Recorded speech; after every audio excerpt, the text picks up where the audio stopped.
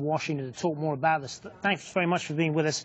So, first of all, what do you make of this latest development, and doesn't it play into this narrative of a White House seemingly in chaos and any sort of direction?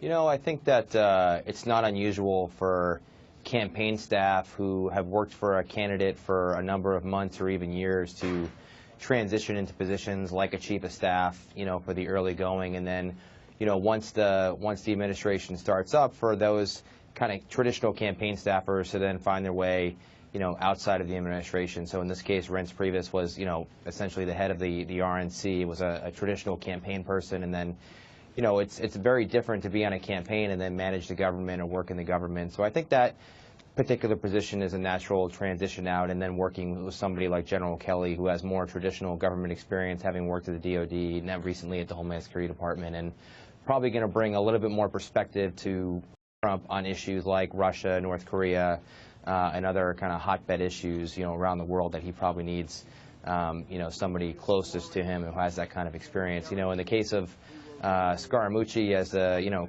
temporary communications director, that's a little bit more dramatic in the sense that, you know, that was a shorter term, and, you know, I think that in today's environment with Twitter and Facebook and social media, you know, his tenure was seen as something of a distraction very quickly, and I think that President Trump, you know, needed to make a quick decision. So are you saying that you know, from him as Facebook and Twitter are to blame for him being in the job for 11 days and not his own comments? No, certainly he owns those comments and he made those, absolutely. I'm more making the point that there's a broader context for those contexts, and you need to have more responsibility when you make those comments, that the, you know, word travels very fast in seconds, you know, nowadays, and so you need to be very responsible in having a position like White House Communications Director. Well, this is the latest in what's been a kind of revolving door of people who've come and gone in the White House, and just to remind you of some of them. I mean, you mentioned Reince Priebus. He lasted just over 6 months in the job, as did the White House Press Secretary Sean Spicer. The previous communications director before Anthony Scaramucci lasted just almost 3 months.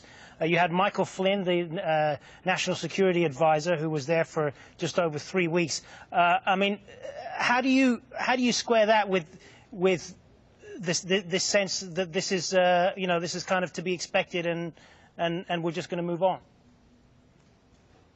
Well, you know, I'd say counter to that you know, President Trump has essentially installed his entire cabinet. So, you know, all the cabinet positions for the most part are filled, and a lot of those deputy positions have been filled. So there is stability, you know, out at the agencies where, you know, policy and operations and government work actually takes place. There are hundreds of people, you know, that do work, you know, at the White House and the White House complex, and a number of different jobs.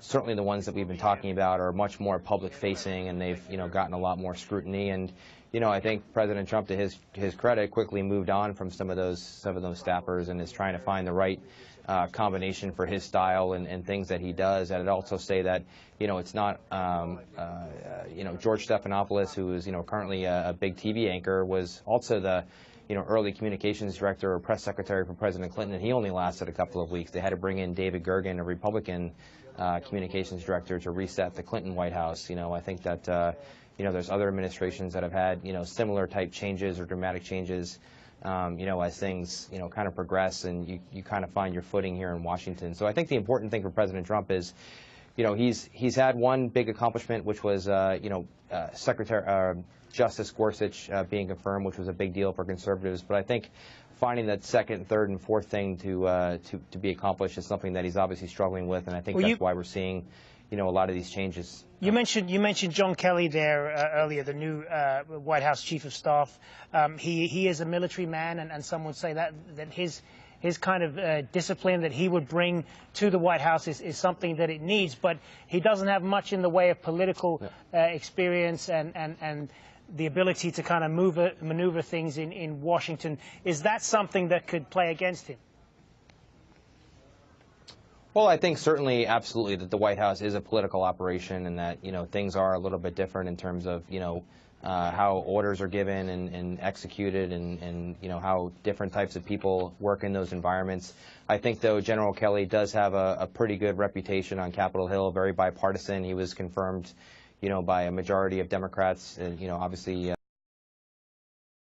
Just about all Republicans, if not all Republicans, voted for his nomination. So I think from a Capitol Hill perspective, he's going to bring something to the White House that they really are desperately needing in terms of Capitol Hill relationships. It will be a challenge for him to integrate himself with the current staff that's there. Obviously, Scaramucci was the first to go, but there are a lot more permanent staff that he'll need to, find a day-to-day footing on. And, again, President Trump is unique in terms of his style and from different presidents that we've seen, so that'll be something we'll have to figure out as well. Good to speak with you. James Norton joining us there from Washington.